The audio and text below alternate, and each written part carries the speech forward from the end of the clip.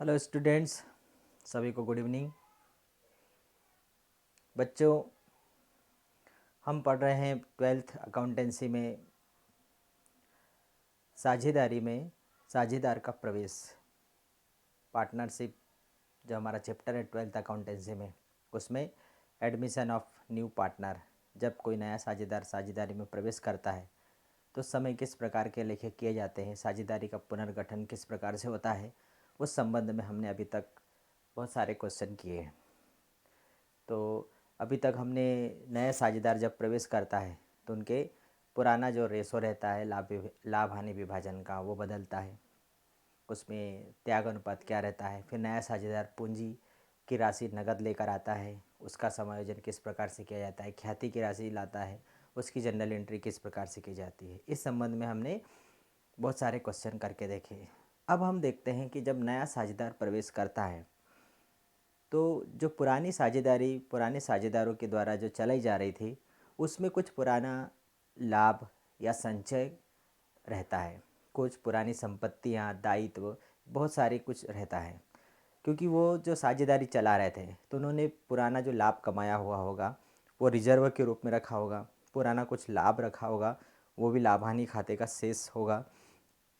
संपत्तियां जो अभी तक होगी तो उसका रियल मूल्य क्या है, दायित्व जो होंगे उसका रियल दायित्व क्या है, ये सभी पता करने के लिए अब हम आगे उससे रिलेटेड क्वेश्चन करने वाले हैं कि यदि चिट्ठे में पुराना रिजर्व दिया है, लाभ हानि का शेष दिया गया है, तो यदि दायित्व पक्ष में रिजर्व दिया गया है और लाभ हानि खाता दिया गया है, मतलब लाभ हानि खाते का शेष दिया गया है, तो ये दोनों इसके ऊपर पुराने साझेदारों का अधिकार होता है।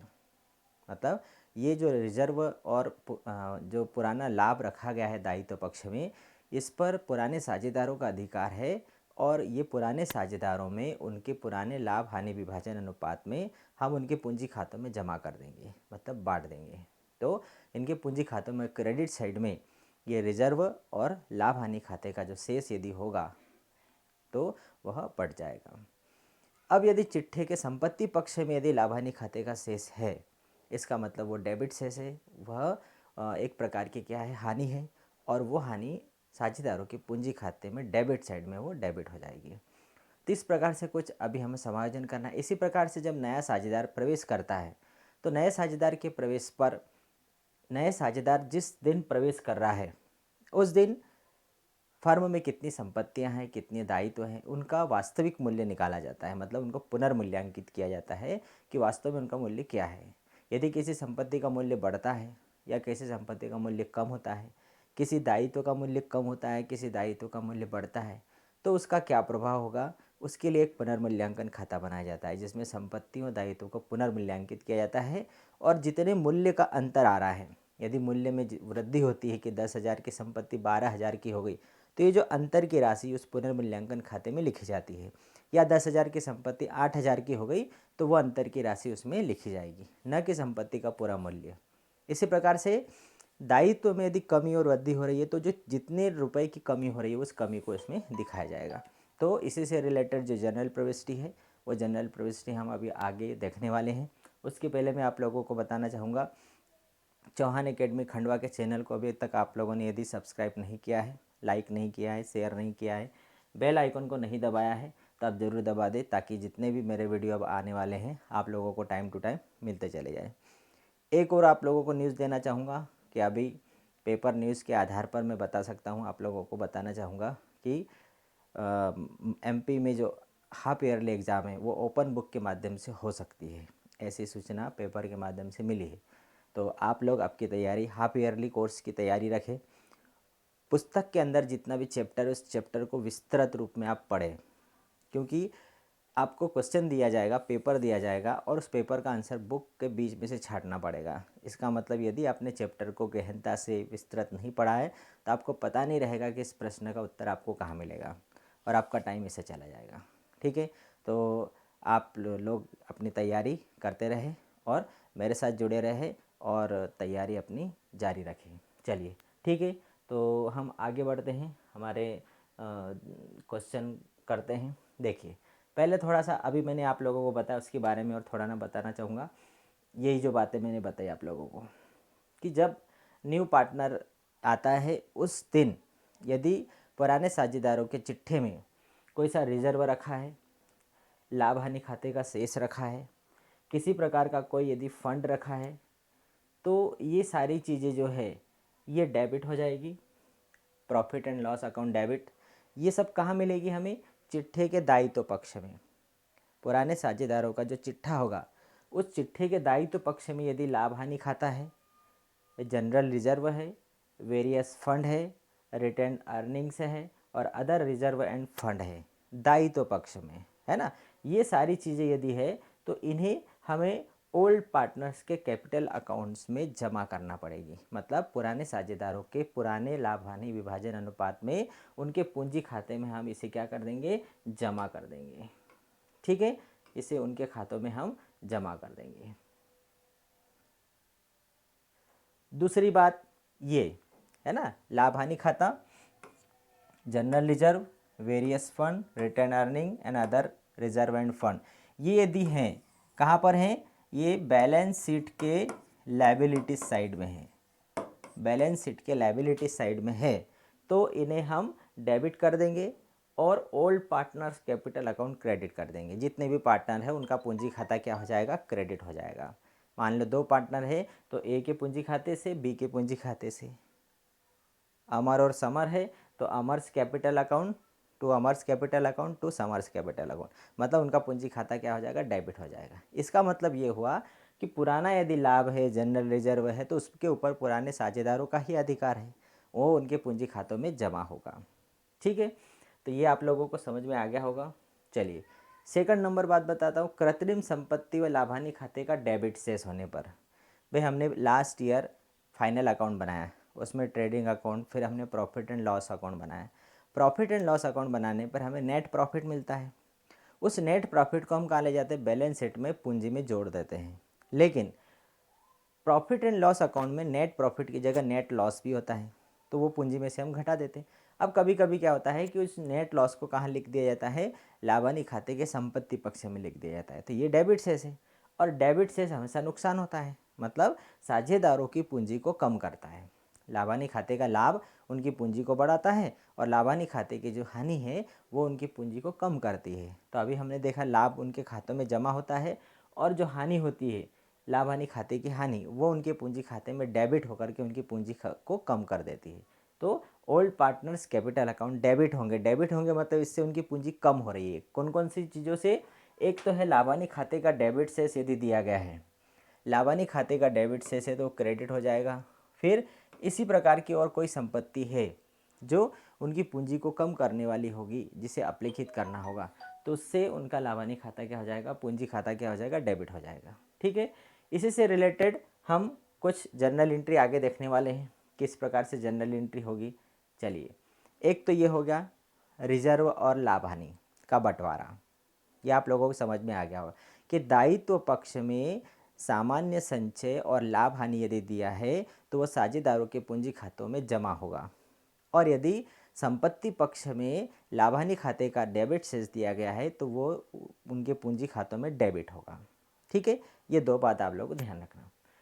एक और चीज़ हम करेंगे जब नया पार्टनर आता है, तो कौन सी? संपत्ति और दायित्वों का पुनर्मूल्यांकन किया जाता है। अभी मैंने आपको थोड़ी देर पहले बताया कि जब नया पार्टनर आता है तो उस दिन तक रियल में संपत्तियां कितने रुपए की फर्म में हैं और दायित्व कितने रुपए के हैं।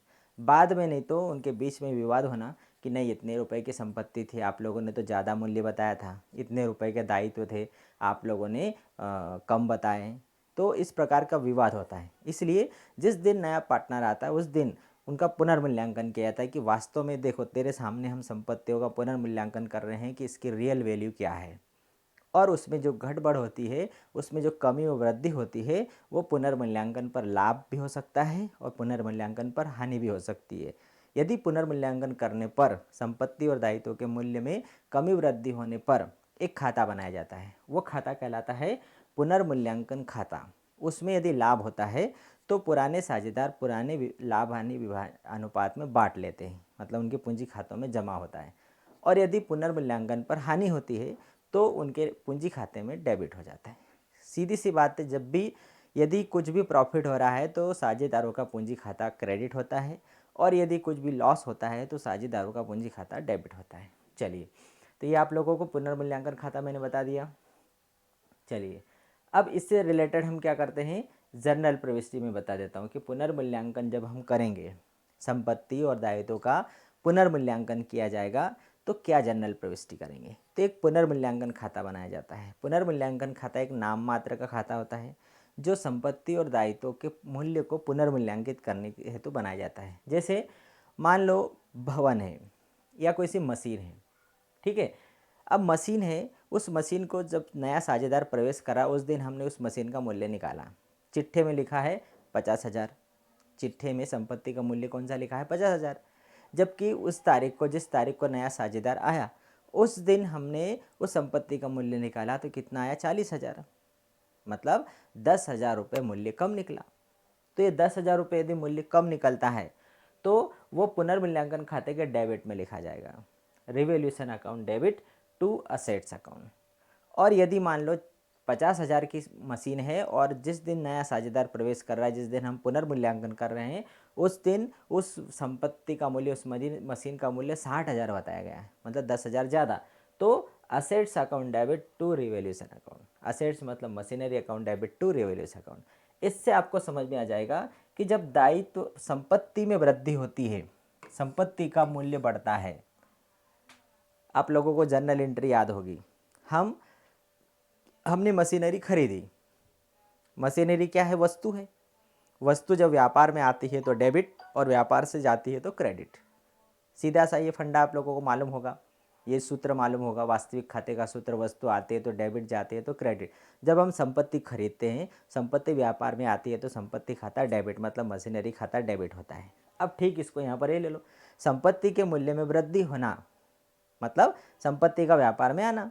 तो संपत्ति के मूल्य में वृद्धि हो रही मतलब असेट्स अकाउंट डेबिट। अब यहाँ पर मशीनरी ले लो, भवन ले लो, फर्नीचर ले लो, कंप्यूटर ले लो, जो भी संपत्ति होगी उसके मूल्य में वृद्धि होती है, मतलब वो संपत्ति खाता क्या हो जाएगा, डेबिट हो जाएगा। डेबिट हो गया तो पुनर्मूल्यांकन खाता अपने आप क्रेडिट हो गया। ठीक, चलिए दूसरी बात, संपत्ति जब जाती है व्यापार से, आती है तो डेबिट और जाती है तो क्रेडिट। जाना मतलब कि संपत्ति के मूल्य में कमी होना। जब संपत्ति के मूल्य में कमी होगी तो संपत्ति खाता क्या हो जाएगा, क्रेडिट। तो इसका सीधा सा मतलब पुनर्मूल्यांकन खाता क्या हो गया, डेबिट। संपत्ति के मूल्य में वृद्धि पर डेबिट और संपत्ति के मूल्य में कमी होने पर क्रेडिट। संपत्ति खाते को मतलब रिवैल्यूएशन अकाउंट क्या हो गया, उसका अपोजिट हो गया। चलिए आगे देखते हैं दायित्व। अब यहाँ पर ये आप लोगों को समझ में आ गया होगा, संपत्ति से रिलेटेड। संपत्ति में वृद्धि होना मतलब लाभ होना, संपत्ति में वृद्धि होना मतलब लाभ होना। इसका मतलब पुनर्मूल्यांकन खाते के क्रेडिट साइड में लिखा गया। संपत्ति में वृद्धि को पुनर्मूल्यांकन खाते के कहाँ लिखा गया, क्रेडिट में। लाभ मतलब जो संपत्ति के मूल्य में वृद्धि हो रही है मतलब लाभ हो रहा है, और उसे हमने कहाँ लिखा, पुनर्मूल्यांकन खाते के क्रेडिट में लिखा। और क्या लिखा, संपत्ति का नाम लिखा। और संपत्ति के मूल्य में कमी होना मतलब ये क्या है, ये हानि है। और ये कहाँ लिखे हमने, पुनर्मूल्यांकन खाते के डेबिट साइड में। ठीक है, मतलब संपत्ति के मूल्य में वृद्धि को पुनर्मूल्यांकन खाते के क्रेडिट में और संपत्ति के मूल्य में कमी को पुनर्मूल्यांकन खाते के डेबिट साइड में लिखा। अब आगे चलते हम, दायित्व में कमी और दायित्व में वृद्धि होना। देखिए, दायित्व में कमी होना, भाई किसी का मेरे ऊपर 10,000 रुपये का लोन है। अब 10,000 रुपये में से मैंने 5,000 रुपये चुका दिया, तो मेरा दायित्व क्या हो गया, अब कम हो गया। 10,000 की जगह 5,000 हो गया। इसका मतलब क्या हुआ कि मेरा दायित्व कम होना मतलब ये क्या है, ये लाभ है। दायित्व में कम होना मतलब ये क्या है, ये मेरे लिए लाभ है। और दायित्व में वृद्धि होना, दायित्व में यदि मेरी वृद्धि हो रही है, इसका मतलब मैंने और लोन लिया है तो ये मेरे लिए हानि है।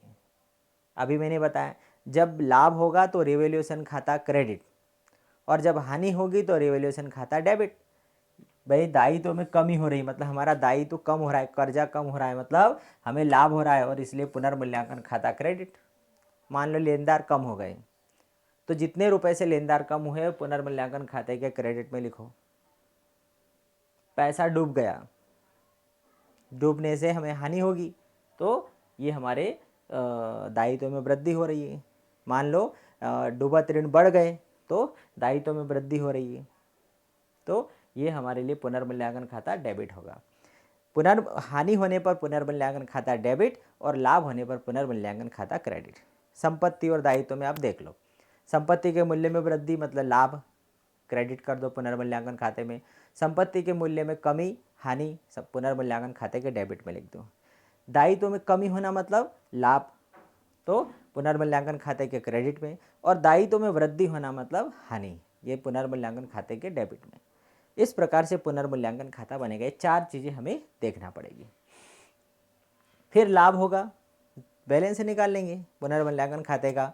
यदि क्रेडिट का बैलेंस रहा, क्रेडिट ज़्यादा रहा तो लाभ होगा, और लाभ पुराने साझेदारों के पूंजी खातों में जमा हो जाएगा।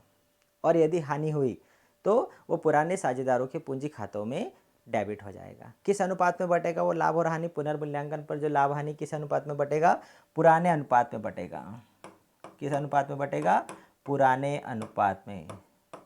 पुराने साझेदारों के पुराने अनुपात में, पुराने साझेदारों के पूंजी खातों में, पुराने साझेदारों के पूंजी खाते में पुराने लाभ विभाजन अनुपात में जमा हो जाएगा। यदि लाभ हुआ तो जमा होगा, हानि हुई तो डेबिट हो जाएगा। ठीक है, ये पुनर्मूल्यांकन खाता आप लोगों को समझ में आ गया होगा। चलिए आगे देखते हैं। ये प्रोफार्मा ऑफ रिवोल्यूशन अकाउंट्स दिया है। रिवोल्यूशन अकाउंट और profit and loss adjustment account, इसको इस टाइप से भी बोला जाता है। देखिए पर्टिकुलर्स अमाउंट, ये डेबिट साइड और इधर का क्रेडिट साइड। डेबिट साइड में मैंने बताया, डेबिट साइड मतलब हानि वाली साइड जिसमें नुकसान हो रहा है, और क्रेडिट साइड मतलब प्रॉफिट वाली साइड जिसमें लाभ हो रहा है। हानि वाली साइड मतलब संपत्ति के मूल्य में होने वाली कमी, वो हानि है। जितने मूल्य से कमी होगी वो लिखेंगे। Decrease in value of assets, संपत्ति के मूल्य में होने वाली कमी लिखेंगे। Increase in value of liabilities, दायित्व में वृद्धि होना, यह भी एक प्रकार से फर्म के लिए हानि है। अनरिकॉर्डेड लाइबिलिटीज़, ऐसे दायित्व जिनको पुस्तकों में लिखने से भूल गए थे और अभी पता चला।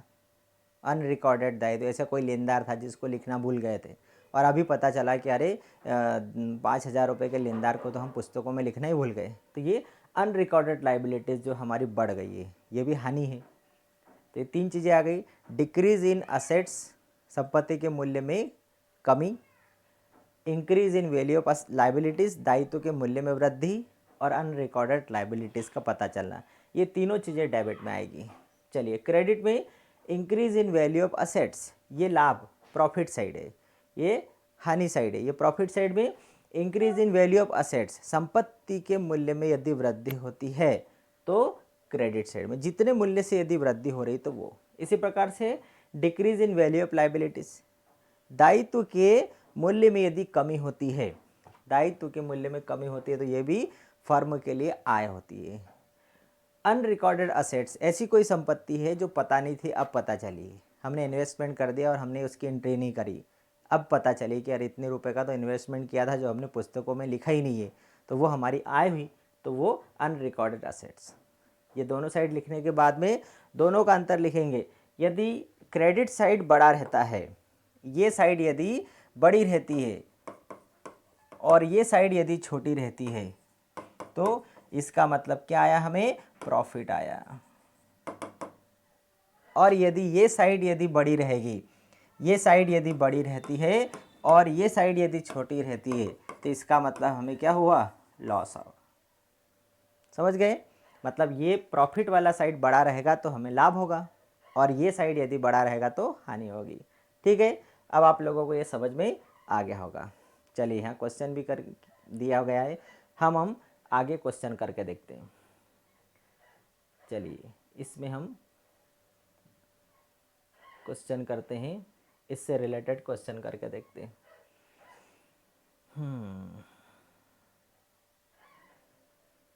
जनरल प्रविष्टि करेंगे। ठीक है, तो जनरल प्रविष्टि के क्वेश्चन है, ये आ गया हमारे सामने। चलिए सबसे पहला क्वेश्चन हमारे लिए दिया है, देखिए निम्न के संबंध में साझेदार के प्रवेश पर फर्म की पुस्तकों में जनरल प्रविष्टियाँ कीजिए। भाई हम कौन सा चैप्टर पढ़ रहे हैं? नए साझेदार के प्रवेश पर। तो नए साझेदार के प्रवेश पर हमें प्रविष्टि करना है। अभी मैंने बताया है, ठीक है। सबसे फर्स्ट देखिए पहला नंबर का पहला नंबर क्या दिया है, मशीनरी को 18,000 से ह्रासित कीजिए।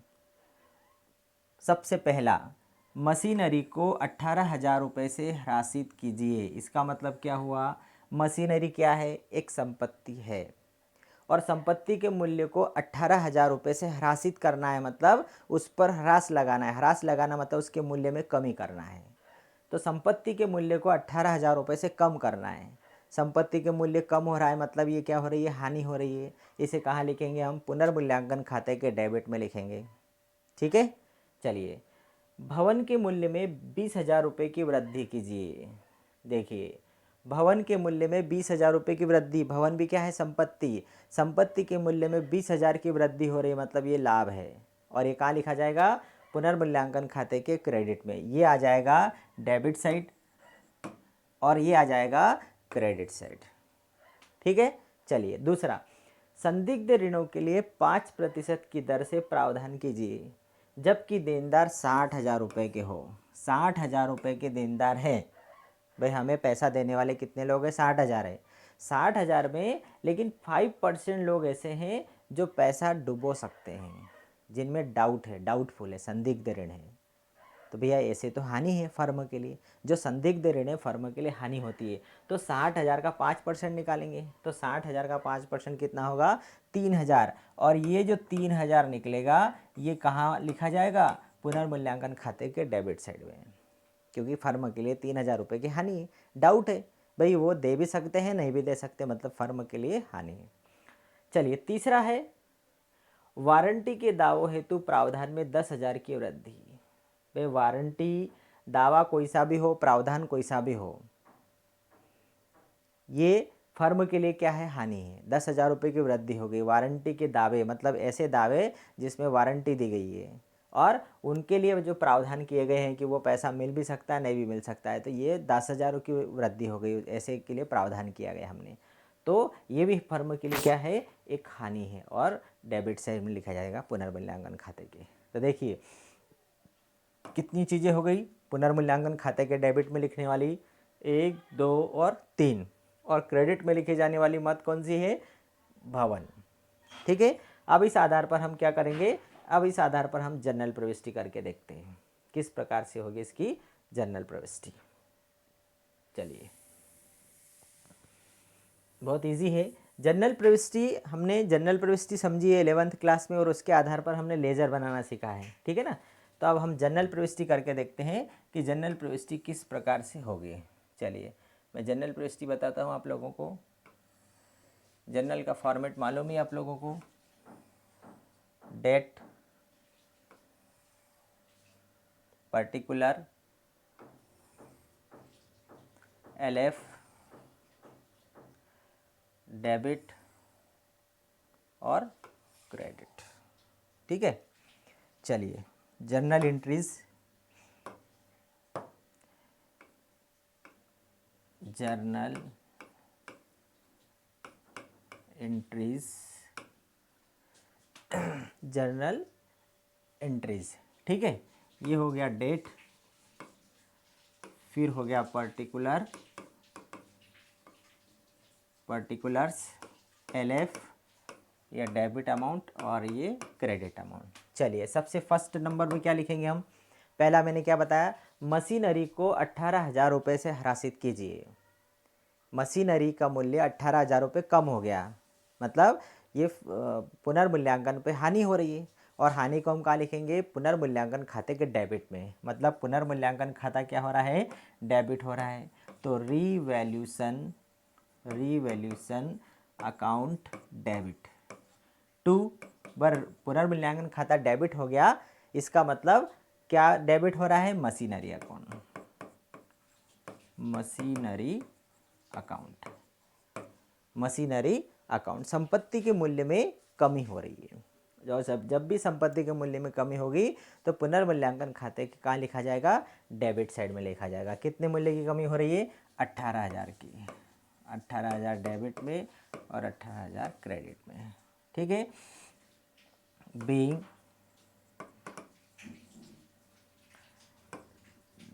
डिक्रीज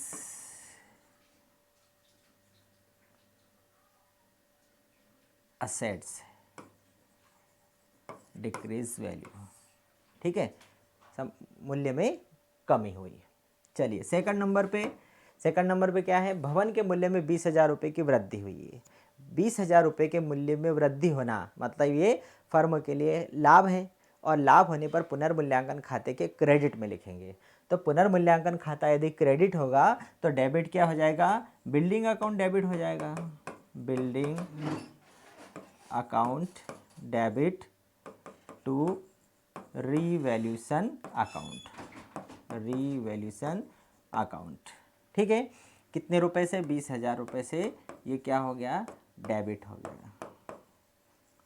पुनर्मूल्यांकन खाता 20,000 से क्रेडिट हो गया और भवन खाता 20,000 से डेबिट हो गया। बीइंग इंक्रीज वैल्यू, संपत्ति के मूल्य में वृद्धि हुई, ठीक है।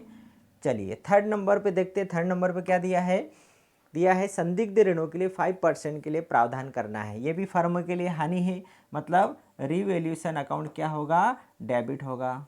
जब भी फर्म को लॉस हो रहा हो तो पुनर्मूल्यांकन खाता डेबिट होगा, to BDR, revaluation account debit to bad debt reserve. कितने से है, 60,000 रुपये के देनदार हैं और 60,000 रुपये पर 5% हमें डूबत ऋण संचय बनाना है, मतलब 6 पंजे 30,000 रुपये। तो ये 3,000 रुपये हमारा ये क्या बन गया, डूबत ऋणों के लिए प्रावधान कर लिया, ठीक है। तो ये हो गया being bad debt reserve create, डूबत ऋण प्रावधान का निर्माण किया गया। चलिए फोर्थ नंबर क्या दिया है, वारंटी के दावे हेतु प्रावधानों में 10,000 रुपये की वृद्धि हुई है। 10,000 रुपये की वृद्धि हुई है, मतलब ये भी क्या है, फर्म के लिए हानि है। और जब भी फर्म के लिए हानि होगी तो क्या होगा, रीवैल्यूएशन अकाउंट डेबिट होगा, revaluation account debit to credit क्या हो जाएगा, वारंटी के दावों हेतु प्रावधान, मतलब यहाँ पर वारंटी के दावों हेतु प्रावधान, to provision for warranty, provision for warranty, warranty के लिए प्रावधान है। कितने रुपए का प्रावधान है, 10,000 रुपये का। तो क्या हो जाएगा ये 10,000 रुपये, ठीक है। ये हो गए हमारे जनरल एंट्री।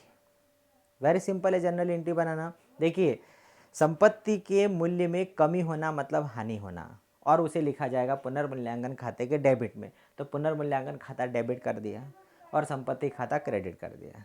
फिर संपत्ति के मूल्य में वृद्धि होती है, तो ये संपत्ति के मूल्य में होने वाली वृद्धि फर्म के लिए लाभ होता है, तो वो पुनर्मूल्यांकन खाते के क्रेडिट में लिखी जाएगी। इसका मतलब संपत्ति खाता डेबिट हो जाएगा, ठीक है। इसी प्रकार से यहाँ पर क्या था, दायित्व में वृद्धि हो रही है, बैड डेट रिजर्व बनाया जा रहा है, मतलब दायित्व में वृद्धि होना मतलब ये फर्म के लिए क्या है, हानि है। तो पुनर्मूल्यांकन खाता डेबिट हो गया टू BDR। इसी प्रकार से प्रोविजन फॉर वारंटी, ये भी दायित्व में वृद्धि हो रही, तो उससे भी रिवैल्यूएशन अकाउंट क्या हो गया, डेबिट हो गया। चलिए ठीक है, तो ये क्वेश्चन आप लोगों को समझ में आ गया होगा। चलिए एक और क्वेश्चन समझाता हूँ मैं। 28 नंबर वाला क्वेश्चन है, फर्म की पुस्तकों में साझेदार के प्रवेश पर निम्न के लिए जर्नल के लेखे करना है। सबसे फर्स्ट दिया है, देखिए अलिखित संपत्ति 25,000 रुपये व अलिखित दायित्व 10,000 रुपये पूर्तिकर्ता से संबंधित पता चला है। मतलब हमें unrecorded assets and unrecorded liabilities का पता चला है। अभी मैंने आप लोगों को एक प्रारूप बताया था पुनर्मूल्यांकन खाते का, जिसमें डेबिट साइड में बताया था अनरिकॉर्डेड लाइबिलिटीज़। यदि ऐसे दायित्व का पता चलता है जो पुस्तकों में नहीं लिखा गया था, इसका मतलब दायित्व में वृद्धि हो रही है, ये फर्म के लिए हानि है, तो पुनर्मूल्यांकन खाते के डेबिट में लिखी जाएगी। अलिखित संपत्ति 25,000। अब यहाँ पर क्या, अनरिकॉर्डेड असेट्स, ऐसी संपत्ति का पता चला है जो पुस्तकों में नहीं लिखी गई थी। 25,000 की संपत्ति थी। जब 25,000 की संपत्ति ऐसी जो हमें पता नहीं चली थी और मिली, ये हमारे लिए क्या है, प्रॉफिट है, तो मतलब पुनर्मूल्यांकन खाते के क्रेडिट में लिखी जाएगी।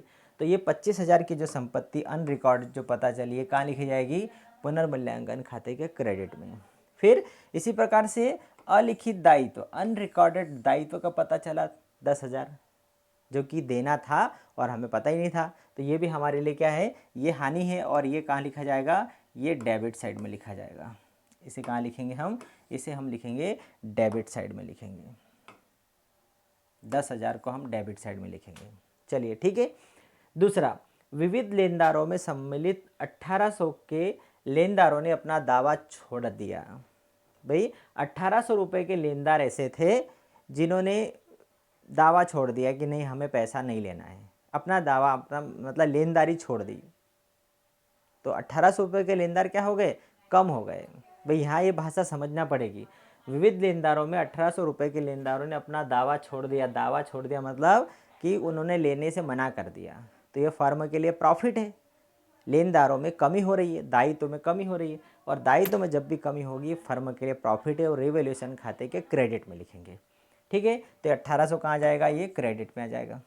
फिर स्टॉक जिसका पुस्तक मूल्य 1 लाख रुपए है को 30% कम किया गया। स्टॉक की वैल्यू 30% कम हो गई, ये क्या है, फर्म के लिए हानि है। 1 लाख का 30% कम हो गया मतलब 30,000 रुपये कम हो गया स्टॉक की वैल्यू, ये फर्म के लिए लॉस है और ये डेबिट में लिखी जाएगी। ठीक है, तो इसके लिए हम जनरल प्रविष्टि करके देखते हैं क्या होगी जनरल प्रविष्टि। देखिए सबसे पहले हम पहले तो बोर्ड को क्लियर कर लें। इसमें केवल हमें जनरल प्रविष्टियाँ करना है। ठीक है, तो आप आसानी से जनरल प्रविष्टि तो कर सकते हो, आप लोग इसमें अनुभवी हो क्योंकि 11th क्लास में आप लोगों ने जनरल प्रविष्टि करना सीखा है। डेबिट क्या होता है, क्रेडिट क्या होता है, इस मामले में आप लोग कोई नए नहीं हो। ठीक है, केवल हमें यहाँ पर इसको समझना पड़ेगा। चले, particular, LF, debit and credit. चलिए सबसे फर्स्ट यहाँ लिखते हैं जर्नल एंट्रीज, जर्नल एंट्रीज। ठीक है, ये हो गया डेट, फिर आ गया पर्टिकुलर्स, फिर LF, डेबिट और क्रेडिट। चलिए फर्स्ट नंबर पे क्या आएगा, अलिखित संपत्ति, अरिकॉर्डेड संपत्ति पता चली है 25,000 रुपये की। भाई ऐसी संपत्ति जो हमें मालूम ही नहीं थी कि हमारे पास संपत्ति है और हमें पता चली, तो ये तो फर्म के लिए लाभ है, और जब फर्म के लिए लाभ है वो पुनर्मूल्यांकन खाते के क्रेडिट में लिखा जाएगा। मतलब यहाँ पुनर्मूल्यांकन खाता क्रेडिट होगा, तो फिर डेबिट क्या होगा, वो संपत्ति होगी। तो यहाँ पर क्या आ जाएगा, assets, assets account debit to revaluation account. कितने रुपए की संपत्ति थी, 25,000 रुपये की संपत्ति थी। चलिए ठीक है, सेकंड नंबर, फिर सेकंड नंबर क्या आ गया, अलिखित दायित्व, 10,000 रुपये के दायित्व पता चले हैं। भाई दायित्व पता चला कि भैया मेरे ऊपर तो 10,000 का कर्जा था और मुझे पता ही नहीं था, ये फर्म के लिए क्या है, हानि है। तो रिवैल्यूएशन खाते के कहाँ लिखा जाएगा, डेबिट में लिखा जाएगा। Revaluation account debit to liabilities account. दायित्व में वृद्धि हो गई, कितने रुपए से, 10,000 रुपये से वृद्धि हो गई। Being liabilities, being liabilities increase, दायित्व में वृद्धि हो गई। यहाँ लिखना था हमें बीइंग असेट्स इंक्रीज, संपत्ति में वृद्धि हुई है। चलिए थर्ड नंबर है, विविध लेनदारों में सम्मिलित 1800 रुपये के लेनदारों ने अपना दावा छोड़ दिया। लेनदारों ने पैसा लेने से मना कर दिया। फर्म के लिए क्या है, ये लाभ है। फर्म के लिए लाभ होना मतलब रिवैल्यूएशन खाता क्रेडिट होना। तो यहाँ पर क्या आएगा, creditor, creditor account debit to revaluation account, मतलब पुनर्मूल्यांकन खाता क्रेडिट हो रहा है। कितने रुपए के लेनदार हैं, 1800 रुपये के लेनदार हमारे कम हो गए, 1800 रुपये के लेनदार कम हो गए। बीइंग क्रेडिटर्स डिक्रीज, लेनदारों में कमी आ रही है। 4 नंबर पे क्या दिया है, चलिए स्टॉक का मूल्य 30% कम हो गया। जब स्टॉक का मूल्य 30% कम होगा मतलब संपत्ति के मूल्य में कमी हो रही है, तो पुनर्मूल्यांकन खाता क्या होता है, डेबिट होता है। तो revaluation account debit to stock account, revaluation account debit to stock account. 1,00,000 का 30% कितना होगा, 30,000 रुपये से स्टॉक के मूल्य में कमी हो गई है। ठीक है, ये होगा हमारा क्वेश्चन। संपत्ति के मूल्य मतलब फर्म के लिए यदि हानि हो रही तो डेबिट करो पुनर्मूल्यांकन में, और यदि लाभ हो रहा है तो पुनर्मूल्यांकन खाते के क्रेडिट में लिखो। ये सीधा सीधा सा फंडा हमें समझना है। मतलब संपत्ति के मूल्य में कमी डेबिट, संपत्ति के मूल्य में वृद्धि क्रेडिट, दायित्व के मूल्य में कमी क्रेडिट, और दायित्व के मूल्य में वृद्धि। देखिए यहाँ पर हम देख लेते हैं, रीवैल्यूएशन अकाउंट, ये डेबिट और ये क्रेडिट।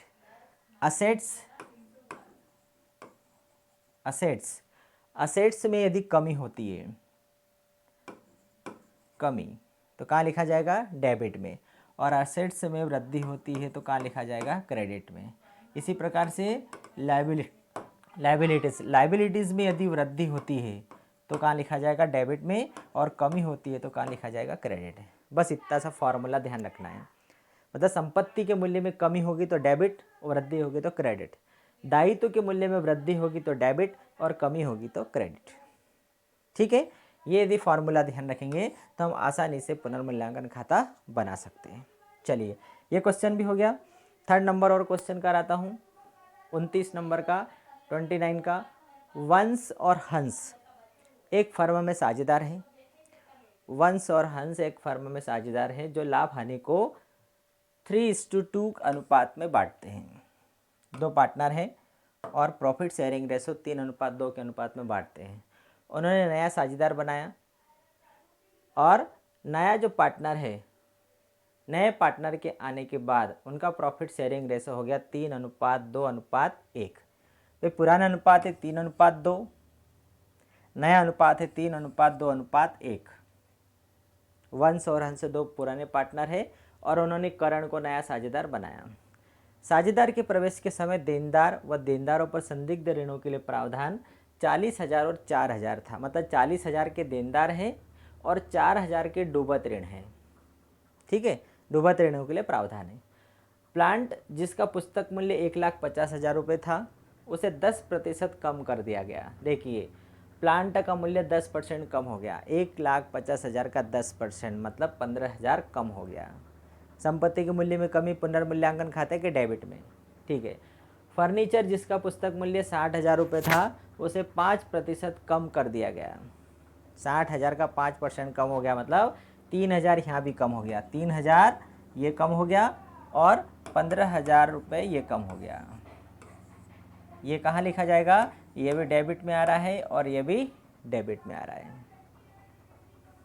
ठीक है, फिर है, अब हमें क्या करना है, जनरल प्रविष्टि करना है। अब हमें यहाँ पर प्रॉफिट एंड लॉस बताना है कि भाई इसमें उन्हें प्रॉफिट हो रहा है या हानि हो रही है। चलिए, तो मैं इसके आधार पर तुम्हें एक पहले तो खाता बना के बताता हूँ, पुनर्मूल्यांकन खाता किस प्रकार से बनाया जाता है, और उसी आधार पर हम जनरल प्रविष्टि भी करके देखेंगे।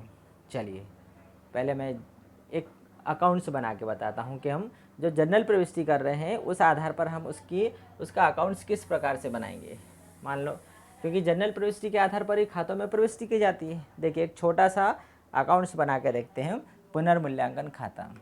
चलिए, यहाँ पर हम पुनर्मूल्यांकन खाता बनाते हैं। बहुत ही शॉर्ट छोटा सा पुनर्मूल्यांकन खाता बनेगा हमारा, वो है पर्टिकुलर अमाउंट, पर्टिकुलर और अमाउंट।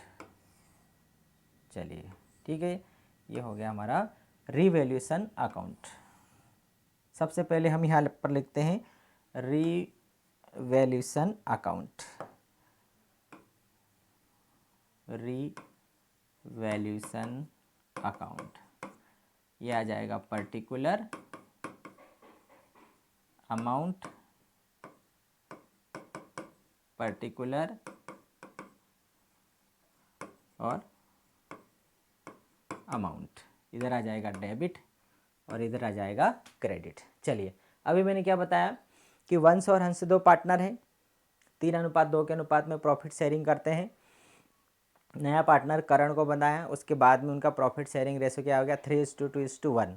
उन्होंने अपनी संपत्ति और दायित्वों का पुनर्मूल्यांकन किया। तो करण जब प्रवेश करता है उस समय उन्हें पता चला कि उनके देनदार 40,000 के हैं और 40,000 में से 4,000 के देनदार डाउटफुल है, जिनके लिए प्रावधान बनाया गया है, मतलब 4,000 का BDR बनाना पड़ा। अब ये देनदारों के लिए 4,000 का प्रावधान बनाना ये फर्म के लिए क्या है, एक बोझ है कि ये 4,000 कभी भी पैसा डूब सकता है और इससे पुनर्मूल्यांकन खाता क्या होगा, डेबिट, मतलब हानि मतलब डेबिट। तो पुनर्मूल्यांकन खाते के डेबिट में लिखेंगे 2BDR, बैड डेट रिजर्व, कितने रुपए का, 4,000 रुपये का। ठीक, चलिए फिर दूसरा क्या था, प्लांट जिसका पुस्तक मूल्य 1,50,000 रुपये था, 10% कम कर दिया गया। संपत्ति के मूल्य में होने वाली कमी फर्म के लिए हानि है और कहाँ लिखेंगे, पुनर्मूल्यांकन खाते के डेबिट में। यहाँ पर लिख दिया हमने, क्या लिखेंगे, टू प्लांट, 1,50,000 का 10%, 15,000 रुपये। फिर है फर्नीचर जिसका मूल्य 60,000 रुपये था, उसे 5% कम कर दिया गया। 60,000 का फर्नीचर 5% कम वैल्यू हो गई, संपत्ति के मूल्य में कमी आ गई, मतलब डेबिट साइड में लिखेंगे तो क्या लिखेंगे, टू फर्नीचर। 60,000 का 5% कितना हो गया, 3,000। चलिए, तो अब क्या बचा, देखिए, हाँ, अब यहाँ पर देखो, देनदारों पर संदिग्ध ऋणों के लिए प्रावधान 40,000 और 4,000 थे। ये समस्त देनदार अच्छे माने गए। ये समस्त देनदार कैसे माने गए, अच्छे माने गए कि 40,000 रुपये के साझेदार के प्रवेश के समय देनदार व देनदारों पर संदिग्ध ऋणों के लिए प्रावधान क्रमशः 40,000 और 4,000 रुपये था। तो यहाँ पर इन्होंने क्या माना है कि ये अच्छे हैं, तो अच्छे हैं इसका मतलब हम इन्हें शामिल यहाँ पर नहीं करने वाले हैं, तो इससे न प्रॉफिट हो रहा है और न लॉस हो रहा है।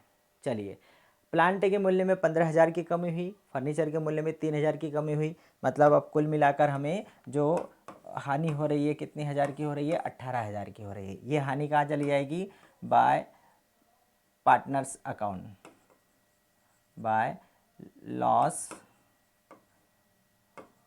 ट्रांसफर टू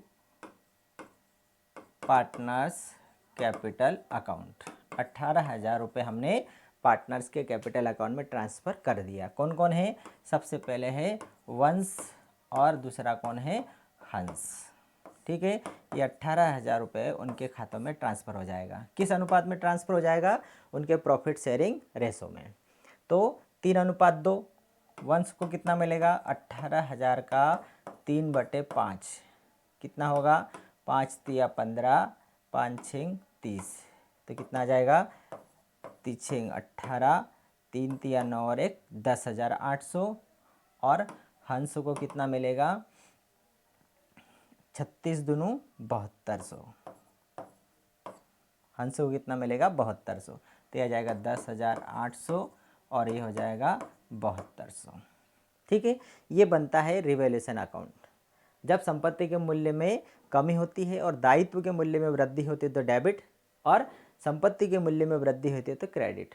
इधर हानि थी, हानि पक्ष ज़्यादा था, 18,000 की हानि हुई, वह साझेदारों के पूंजी खातों में ट्रांसफ़र कर दी, मतलब ये कहाँ जाएगा, ये साझेदारों के पूंजी खातों के डेबिट साइड में जाएगा। हमने पुराने साझेदारों के पुराने लाभ विभाजन अनुपात में बांट दिया। अब ये हानि उन्हें वहन करना पड़ेगी, पुराने साझेदारों को वहन करना पड़ेगी, मतलब उनके पूंजी खातों में कहाँ लिखी जाएगी, डेबिट साइड में। चलिए, अब इस आधार पर हम क्या करते हैं, हम जनरल प्रविष्टि करते हैं। जनरल प्रविष्टि क्या होगी, देखिए, सबसे पहले जनरल प्रविष्टि क्या होगी, प्लांट के मूल्य में कमी हुई है, मतलब हमने पुनर्मूल्यांकन खाता क्या किया है, डेबिट किया है, revaluation account debit to assets क्या है, प्लांट, टू प्लांट्स अकाउंट कितने हैं, 15,000 रुपये से हमने इसको डेबिट कर दिया। चलिए सेकंड नंबर एंट्री क्या है, फिर फर्नीचर का मूल्य कम हुआ, ये भी पुनर्मूल्यांकन खाते के डेबिट साइड में लिखा गया।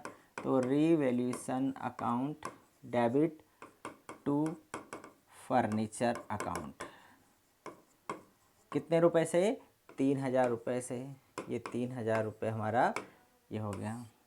ठीक है, फिर तीसरा क्या आएगा, हमें हानि हुई है, हानि हुई है तो कहाँ लिखी हमने, पुनर्मूल्यांकन खाते के क्रेडिट में लिखी है। तो क्या आएगा, रिवैल्यूएशन लॉस, क्या आएगा, लॉस आएगा।